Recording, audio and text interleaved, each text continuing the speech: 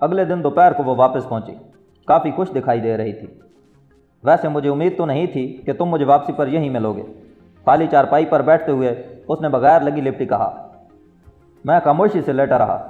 وہ فوراً مطلب کی بات پر آ گئی۔ پرسوں اپنا کام شروع ہوگا۔ کیا مطلب؟ میں پوچھے بنا نہیں رہ سکا تھا۔ پرسوں ثقلین خان کے بیٹے کی شادی ہے اور ثقلین خان قبیل خان کا حلیف ہے۔ تمہارا مطلب یہ ہے کہ وہاں قبیل خان آئے گا؟ اس نے وثوق سے کہا۔ بالکل آئے گا، پھر تو وہاں جانا پڑے گا۔ میں فوراً تیار ہو گیا تھا، لیکن یہ یاد رکھنا کہ وہ خبیث ہر وقت محافظوں کے نرغے میں ہوتا ہے۔ ویسے یہاں اس کے مخالف بھی تو موجود ہوں گے۔ میرا مطلب وہ اکیلا ہی اسمگلر اور دہشت گرد تو نہیں ہے نا؟ بالکل ہیں، لیکن ان میں سے ایک بھی ایسا نہیں ہے کہ کھل کر اس کا سامنا کر سکے۔ ثقلین خان کافی بارسوخ شخص ہے، لیکن اس کے قبیل خان کے ساتھ بہت اچھے تعلقات ہیں۔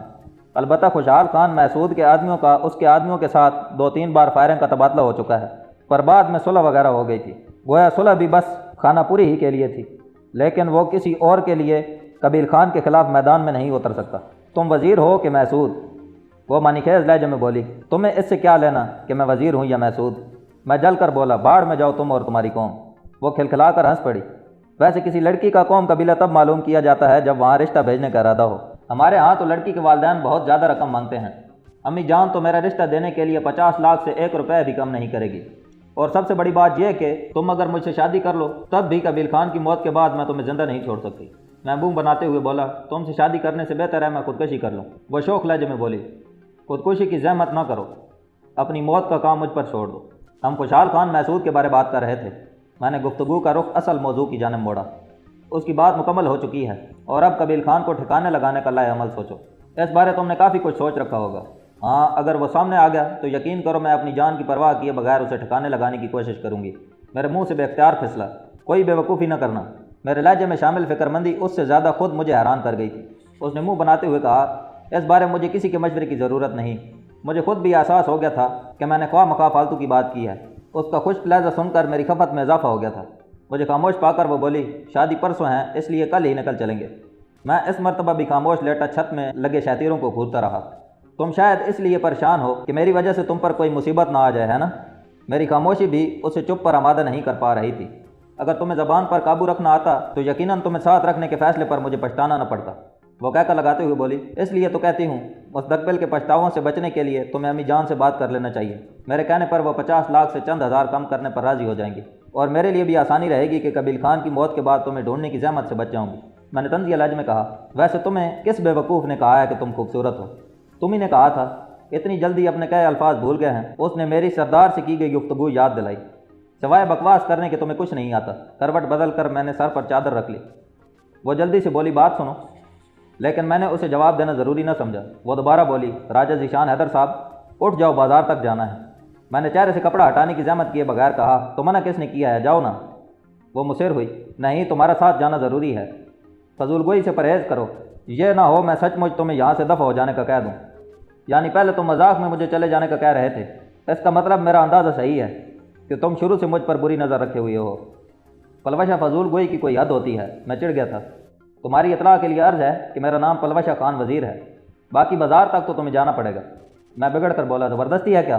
وہ بے تکلفی سے میری چارپائی پر بیٹھتے ہوئے بولی، چلو نا۔ میں اٹھ کر ذرا سا فاصلہ پیدا کرتے ہوئے بولا، تم میں لڑکیوں والی تو کوئی بات ہی نہیں ہے۔ وہ اطمینان سے بولی، تو میں نے کب کہا کہ میں لڑکی ہوں؟ کیا تمہارے بال چھوٹے کروانے، زیور نہ پہننے یا مردانہ لباس استعمال کرنے سے تم لڑکا بن جاؤ گی؟ راجہ صاحب، یہ اخلاق سدھارنے کا کام میرے بڑوں کے لیے چھوڑ دو اور اٹھو، میرے ساتھ بازار تک چلو۔ کل سے تم جانے کہاں سے گھوم پھر کر آ رہی ہو، بازار تک اکیلے جانے میں کیا قباحت ہے؟ تم نے چلنا ہے کہ نہیں؟ میرے سوال کا جواب وہ گول کر گئی تھی۔ اگر میں نہ کہوں تو پھر اس وقت تک کہتی رہوں گی جب تک تم میرے ساتھ نہیں چل پڑتے۔ سنت ہو عورتیں مصیبت اور پریشانی کا دوسرا نام ہے، میں نے چپل میں پاؤں ڈالتے ہوئے تلخ لہجے میں کہا۔ وہ منہ بنا کر بولی، یہ بات بیویوں کے متعلق کہی گئی ہے، اور میں تمہاری بیوی نہیں ہوں، سمجھے؟ عورت تو ہو نا؟ نہیں، تمہارے لیے عورت بھی نہیں ہوں، مرد ہوں۔ اگر شک ہے تو آ جاؤ میدان میں نے طنزیہ لہجے میں کہا۔ یقیناً تمہارے جبڑے ٹھیک ہو گئے ہوں گے، بڑا طنز کر رہے ہو۔ یقیناً بندھی ہوئی لڑکی پر تشدد کرنا ایک کارنامہ ہی تو ہے۔ اچھا، اب اپنی ٹائیں بند کرو اور چلو۔ میں بیرونی دروازے کی طرف بڑھ گیا۔ اس نے خاموشی سے میری تقلید میں قدم بڑھا دیے تھے۔ میری تلخ اور طنزیہ باتوں کا اس ڈیٹ پر کوئی اثر ہی نہیں ہوتا تھا۔ میں نے بیٹھک کا دروازہ تالا کرتے ہوئے پوچھا، تم نے میرا پستول واپس نہیں کیا؟ وہ بے پرواہی سے بولی، تم دوسرا خرید لینا۔ میں نے اسے شرمندہ کرنے کی کوشش کی۔ جانتی بھی ہو اس کی کتنی قیمت ہے؟ جانتی ہوں تو واپس نہیں کر رہی نا؟ اس کے لہجے میں شامل اطمینان مجھے تپا گیا تھا۔ پھر تم نے سوچ بھی کیسے لیا کہ اتنا قیمتی پستول میں تمہارے حوالے کر دوں گا؟ اس نے انکشاف کیا، یہ میرا معاوضہ ہے۔ کیا؟ میں حیرانی سے اچھل پڑا تھا۔ تمہاری منتیں سن کر تمہیں ساتھ رکھا اور اب تمہیں معاوضہ چاہیے؟ واہ کیا انداز ہے! ہر آدمی نوکری کے حصول کے لیے نوکری دینے والے کی منتیں کرتا ہے۔ میں گہرا سانس لیتے ہوئے خاموش ہو گیا۔ بازار میں گھستے ہی اس نے ایک حجام کی دکان کی طرف اشارہ کرتے ہوئے کہا، میں نے بال چھوٹے کروانے ہیں۔ اب کون سے اتنے بڑے ہیں؟ نہیں، اگر میرے بال تھوڑے سے لمبے ہو گئے تو میں بالکل لڑکی لگنے لگوں گی۔ تو کیا؟ اس سوال کے جواب کا وقت میرے پاس نہیں ہے۔ وہ حجام کی دکان کی طرف بڑھ گئی۔ بوڑھے حجام کو اس نے بال چھوٹے کرنے کا کہا۔ میں خاموشی سے ایک جانب بیٹھ گیا۔ بال بنواتے ہی وہ مجھے مخاطب ہوئی، حجام چچا کو پیسے دے دو۔ کڑی نظروں سے اسے گھورتے ہوئے میں نے 50 کا نوٹ حجام کی طرف بڑھا دیا۔ دکان سے باہر آتے ہی وہ کہنے لگی، مجھے شادی کے لیے نئے کپڑے لے کے دو۔ میں جانتا تھا کہ اسے مطعون کرنے سے کوئی فائدہ حاصل نہیں ہونا، اس کے باوجود خاموش نہیں رہ سکا تھا۔ تمہیں کل 20,000 دیے ہیں، وہ کہاں گئے؟ جانتے ہو تمہاری مثال بالکل اس بکری کی سی ہے جو دودھ تو دیتی ہے مگر مینگنیاں ڈال کر سارا مزہ کرکرا کر دیتی ہے۔ تمہاری زبان کچھ زیادہ ہی لمبی ہوتی جا رہی ہے، جاؤ نہیں خرید کر دیتا۔ ٹھیک ہے واپس چلو۔ وہ بیٹھک کی جانب مڑ گئی۔ مجھے ہلکی سی ندامت تو ہوئی مگر میں نے اسے روکنے کی کوشش نہیں کی تھی۔ رستے میں ہم خاموشی سے چلتے رہے۔ بیٹھک میں داخل ہوتے ہی وہ غسل خانے میں گھس گئی اور نہانے لگی اور میں چارپائی پر جا کر لیٹ گیا۔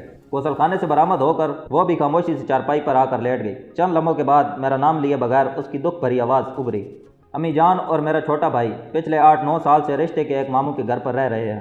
ماموں خود بھی غریب آدمی ہیں۔ امی جان عید الفطر پر کپڑوں کا ایک جوڑا خریدتی ہیں اور پورا سال اسی میں گزارتی ہیں۔ چھوٹے بھائی نے شاید ہی کبھی کھلونے کا منہ دیکھا ہو۔ تم سے اسی لیے بےغیرت ہو کر پیسے مانگے تھے، حالانکہ تم جیسے آدمی سے پیسے مانگنا اپنی انا کے گلے پر چھری چلانے کے مترادف ہے۔ اور اب نئے کپڑوں کا بھی اس لیے کہہ رہی تھی کہ ثقلین خان کے بیٹے کی شادی میں شرکت کے لیے جا رہے ہیں، کم از کم حلیہ تو براتیوں کی طرح بننا چاہیے۔ اس کی بات سن کر مجھے شدید ندامت محسوس ہوئی مگر ندامت ظاہر کیے بغیر میں نے غصے سے کہا، تو یہ بکواس پہلے بھی کی جا سکتی تھی۔ وہ ترکی بترکی بولی، تو اب کر دی ہے نا؟ اچھا اٹھو۔ میں دوبارہ اٹھ بیٹھا۔ گو مجھے امید تھی کہ وہ اب میرے ساتھ چلنے پر تیار نہیں ہوگی مگر وہ بغیر کچھ کہے میرے ساتھ جانے پر تیار ہوگی۔ وہ ایسی ہی تھی، فضول ناراضی میں وقت ضائع نہیں کرتی تھی، یہ شاید اسے اپنی اہمیت کا اندازہ ہی نہیں تھا۔ ثقلین خان کے بیٹے کی شادی میں جانے کے لیے کمانڈر عبدالحق کی موٹر سائیکل ہمارے کام آئی تھی۔ وہاں تک جانے کے لیے ہمیں علام کھیل سے گزر کر جانا پڑا۔ اس کے گاؤں کا نام ڈابر مینی تھا۔ اس کی بیٹھک کسی وسیع و عریض حویلی سے بھی زیادہ رقبے میں پھیلی ہوئی تھی۔ شادی کی تیاریاں زور و شور سے جاری تھیں۔ بھاری بھرکم تن و توش کا مالک ثقلین خان ہمیں بیٹھک میں ہی اپنے آدمیوں کے جھرمٹ میں نظر آیا۔ ہمیں خندہ پیشانی سے خوش آمدید کہتے ہوئے اس نے ایک ملازم کو کھانا لانے کا حکم دیا۔ دوپہر کا وقت ہونے کی وجہ سے اس نے ہم سے پوچھنے کی زحمت ہی نہیں کی تھی اور نہ یہ پوچھا تھا کہ ہم آئے کہاں سے ہیں۔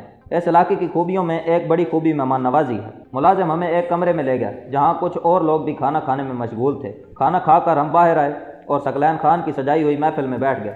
وہاں اس کے محافظوں کے علاوہ اور بھی کافی لوگ موجود تھے۔ اس وقت زور و شور سے یہ بحث ہو رہی تھی کہ کل کس گویوں کو بلایا جائے۔ اس میں قریباً تمام آدمی اپنی اپنی رائے پیش کر رہے تھے۔ ثقلین خان نے ہم دونوں سے بھی پوچھا۔ جواباً پلوشہ نے ایک خاتون گلوکارہ کا نام لے دیا تھا۔ رات کا کھانا کھا کر جب مقامی لوگ گھروں کو لوٹنے لگے تبھی ثقلین خان نے سرسری انداز میں ہم سے پوچھ لیا تھا کہ ہم کہاں سے تشریف لائے ہیں۔ ہم شامون سے آئے ہیں۔ حاجی ارسلان گل میرے چچا جان ہیں۔ ان کی طبیعت ناساز تھی اس لیے اس نے میرے ہاتھ اپنی معذرت بھجوائی ہے، اور یہ میرے دوست ہیں، ان کا تعلق مردان سے ہے۔ پلوشہ نے فوراً اپنا اور میرا تعارف کرا دیا۔ حاجی ارسلان؟ ثقلین خان کے چہرے پر سوچ کے آثار نمودار ہوئے اور پھر وہ اسبات میں سر ہلاتے ہوئے کہنے لگا، اچھا شامون والے حاجی ارسلان گل صاحب، ویسے کیا ہوا ہے انہیں؟ طبیعت زیادہ خراب تو نہیں ہے؟ نہیں چچا جان، اب کافی بہتر ہے، لیکن سفر کرنے کے قابل نہیں تھے۔ چلو واپسی پر میری جانب سے پوچھ لینا، شادی کے ہنگامے نپٹا کر شاید میں شامون کا چکر لگا لوں۔ ضرور چچا جان، وہ خوش دلی سے مسکرائی، آپ کو ہمیشہ خوش آمدید کہا جائے گا۔ ٹھیک ہے آپ لوگ آرام کرو۔ وہ اٹھ کر بیٹھک کے داخلی دروازے کی جانب بڑھ گیا۔ محافظوں نے اس کو تینوں اطراف سے گھیر لیا تھا۔ اس کے دور جاتے ہی میں نے پوچھا، یہ حاجی ارسلان گل کون ہے؟ وہ مسکرائی، پتہ نہیں۔ کیا مطلب پتہ نہیں کا؟ میں نے حیرانی سے پوچھا۔ مطلب یہ کہ میں نے فرضی نام لیا ہے اور ثقلین خان جیسے بڑے سرداروں کے پاس اتنا وقت نہیں ہوتا کہ وہ چھوٹے چھوٹے لوگوں کو ان کے نام سے یاد کرتے پھریں۔ میں نے پریشان ہو کر کہا، مروا نہ دینا۔ وہ شوخی سے بولی، نہیں تمہیں میرے علاوہ کوئی نہیں ہاتھ لگا سکتا، اور میں بھی قبیل خان کی ہلاکت کے بعد ہی تم سے نپٹوں گی۔ میں چڑھ کر بولا، بکواس کرنے کا موقع ہاتھ سے جانے نہ دینا۔ تمہیں یہ بکواس لگ رہی ہے، اس خبیث کو مرنے دو، پھر پتہ چل جائے گا۔ فضول عورت، کہہ کر میں سونے کے کمرے کی طرف چل دیا۔ وہاں ہر کمرے میں 5-6 آدمی سوئے تھے۔ ہم دونوں بھی ایک کمرے میں گھس کر سو گئے۔